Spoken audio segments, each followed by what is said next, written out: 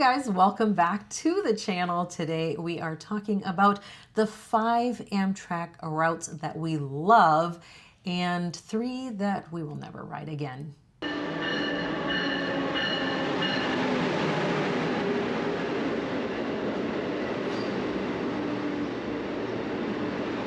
All right, guys, you know we have been on nearly every cross-country route on Amtrak over the years, and we do have some that are absolute favorites that we go on often, and there are some that we rode maybe once or twice, and we definitely said, this is it. I'm not doing it again. Yeah, I think if we had to pick our favorite, the 5 that we love, our favorite route is probably the California Zephyr. It is, I think, the prettiest route. Most people agree it is the prettiest. It does have some beautiful scenery through Denver, through Colorado, that area. And it's just an amazing experience to go through those gorges and see all that. It's very underrated, though, once you get out into the California section of the train, too, because that is also extremely beautiful. So the California Zephyr is, if you've never ridden Amtrak and you're thinking, what is the one route I should do?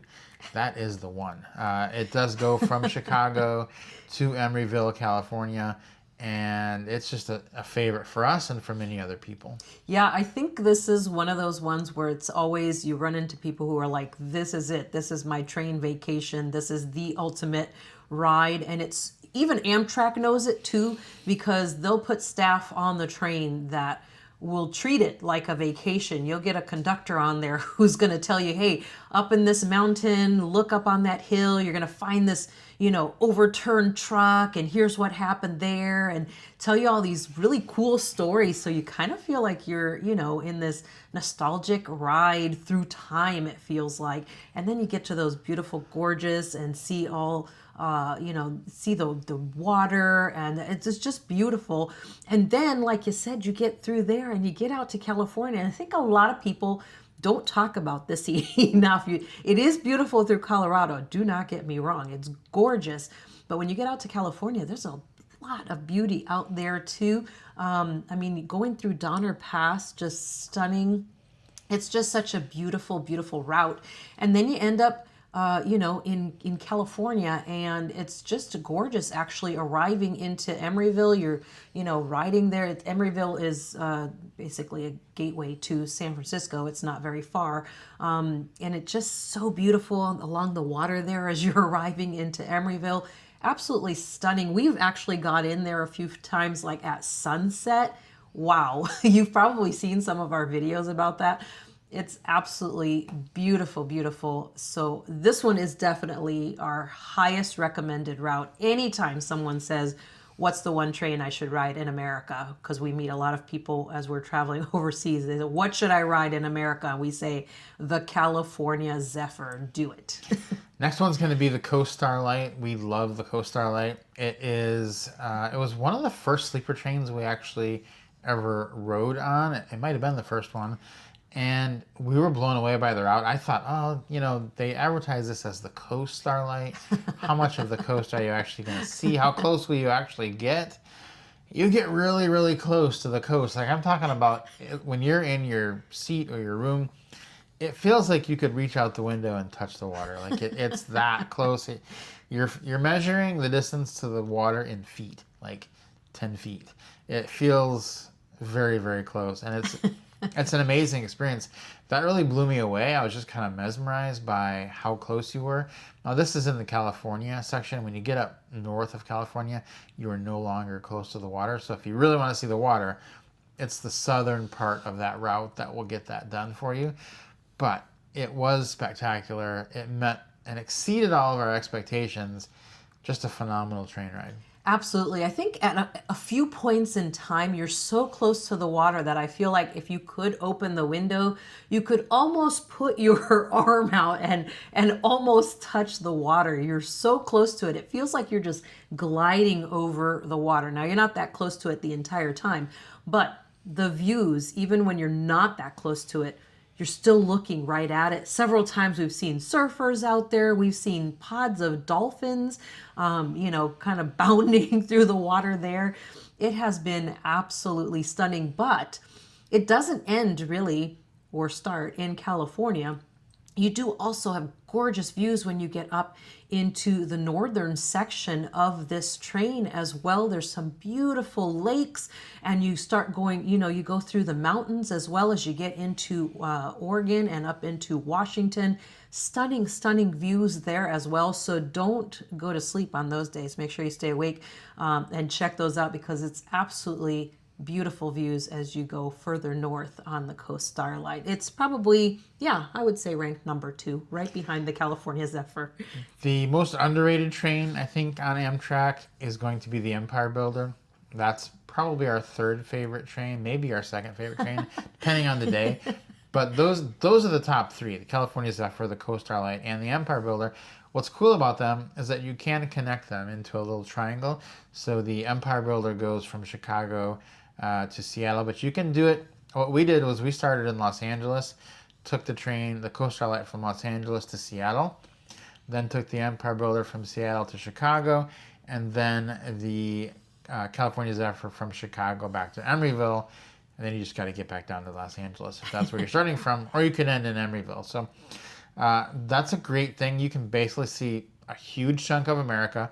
If you're coming from overseas, or if you live in America and you just want to see the whole country, those 3 routes will get you the best of everything. You'll see a pretty big chunk of the country, and you'll see all the prettiest parts. So Empire Builder is stunning because it does go right near Glacier National Park. It's got a lot of great river views along the way, both of the Mississippi and then also when you get out west as well. So a really great route. Yeah, the Empire Builder is actually the northernmost Amtrak route. So it's the furthest north that you're going to get on the train is the Empire Builder. And this route is just so beautiful, especially once you start to get out west. It's some of the portions, and again, this is why we love riding the train so much, because you get to see things that you would not get to see from a car, from the road, and that you wouldn't obviously get to see from the air. And I think that that's the beauty here, is taking this train and you get to see some of the, like out west when you get to Montana. It's just so beautiful, the views, and you really fully grasp why they call it Big Sky Country. I think it clicked to me one day when I was on one of the times we were on the Empire Builder. I was like, that's why they call it Big Sky Country. I get it now. That makes sense. And even when you get out, once you start to get closer to Washington and pulling into the Puget Sound, this is the final section of that train. You get through Columbia, the Columbia River, and gorgeous views there. Then you go through the Cascades. Wow. And then on top of that, you pull in, to Puget Sound, and the water is literally right outside your window. It's so beautiful. This is really, like I said, it's probably one of the most underrated. I mean, the two that everybody talks about is the California Zephyr and the Coast Starlight. And the Empire Builder does kind of get forgotten, but it's definitely one to consider. Next one is going to be the Sunset Limited, and if the Empire Builder is the northernmost train, the Sunset Limited is the southernmost train. And so it has got its own unique features of it. It is very pretty train. I don't think it's quite as pretty as the first 3 that we mentioned, but it is a very nice train, and you do see a lot of southwest views, which is very unique. They're not like on the other trains, the scenery is changing all throughout the trip. You're going through the heartland, through the gorges and the California mountains. This one is kind of like you're in the Southwest. You do start out, going through Texas and all that, but once you get through a little bit of Texas, it does end up looking very similar, I think, which is beautiful, but it just doesn't have the diversity of the other 3 routes. And I think that's what puts it in the 4th position. Still beautiful. And we do love that route. And it is a very effective route because it's a route that gets you places that you do need to be. Yeah, I think this route is really cool too. It's a train that actually runs right along the border wall between the U.S. and Mexico. At some points you're literally right next to the wall. It's like right outside your window, and it's just you're looking right into Mexico from the train, which is really kind of cool.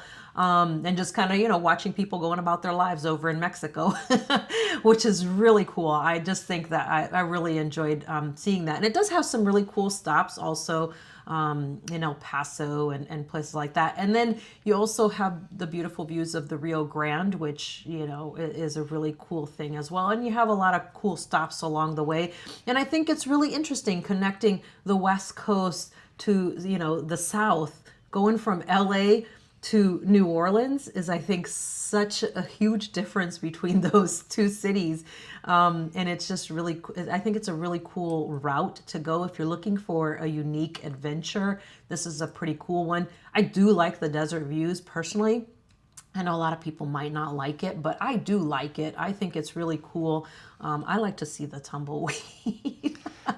We've got the Southwest Chief, and we like to call this the Route 66 train route because once it gets to the west coast, it does follow. Basically, even it starts in Chicago, which is Route 66 also. So it does follow along with Route 66 pretty well along the way. You're going to stop in a lot of those same towns that were the original Route 66. So we've done that by car, and now we can say we've done it by train. And so I think it's just a super unique experience riding on the Southwest Chief. Yeah, I really like the Southwest Chief. Again, it has those cool desert views, so you're going to get a lot of those as well. But I love that you're riding through those Route 66 towns, and it's just really cool that it's not that you can see those as you're riding through. I mean, going through Gallup and all those cute little towns along the way. I think that's just a really cool experience. And if you want to, build an entire vacation around that, I would recommend this route and build in some stops along the way in some of the more major Route 66 places. But you could go, from coast to coast, from the beginning of Route 66 in Chicago all the way to LA to the end of it. So you could do the whole thing, which we've done a couple of times. Those are the 5 that we love. And so now we're going to get into the 3 that we don't love, that we probably will not ride again unless we absolutely had to. One of them is hard for us to avoid, but we will try not to ride it. And the first one, just the name even doesn't make sense. The city of New Orleans, like, how is that a name of a train? That doesn't make sense to me.